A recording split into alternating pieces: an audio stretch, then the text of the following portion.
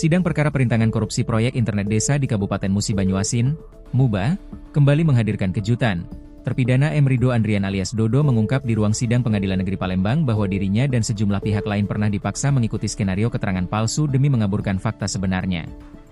Dodo, yang saat ini tengah menjalani hukuman 3 tahun penjara sembari menempuh kasasi, menyebut pernah diajak terdakwa Maulana bertemu di sebuah rumah makan di Palembang.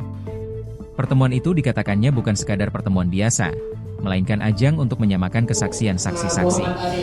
Tapi saya diperintah sama Arif untuk jumpain Pak Ridwan di Maret itu, akhir Maret kalau nggak salah, jumpain Pak Ridwan dulu bersama dengan adik iparnya Pak Ridwan. Itu dalam rangka mau mengantar, sudah dikirim yang warna hijau, warna-warni itu, Pak.